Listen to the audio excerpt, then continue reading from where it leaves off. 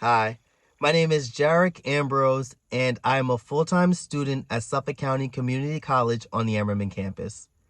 A typical commute for me by car is approximately 30 minutes.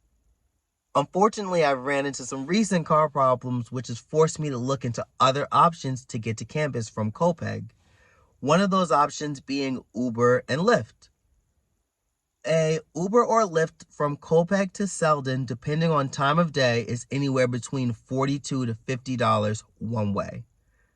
The point of this video is to showcase what students who commute using public transportation such as the Long Island Railroad or the bus go through, and in my case, whether or not the difference in time and cost of travel is worth the use of public transportation to get to campus.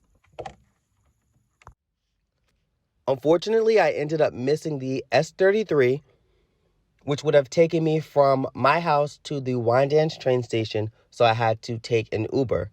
My Uber driver was super friendly. Her name was Nikia, and she explained to me that she did not get a lot of students around this time, most likely because of the price from where I live to campus was too expensive.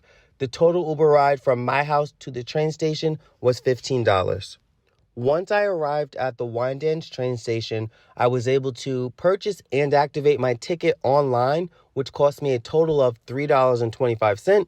My favorite thing about the Wyandanch train station was there was a designated book area where people donated books and anyone was allowed to take whichever book they wanted, which I thought was pretty cool.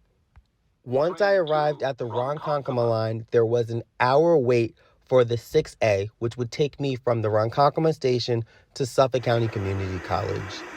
The Ronkonkoma line was very busy, and it was a lot bigger than a Wyandanch train station.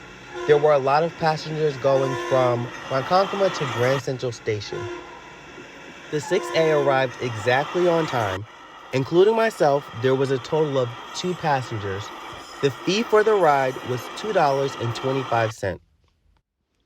Neil Galloway, a bus driver who's been taking this route for over 5 years, says that the busiest time for students are between 6 and 7 a.m. On average, Galloway picks up approximately 8 students per day. His passengers are mostly residents from within the area.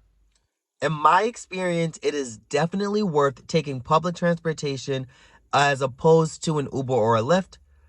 Although my time of travel went from 30 minutes to about 2.5 hours, my cost of travel was split more than half. The total cost of travel was about $42, and that was including the Uber I had to take for missing the first bus.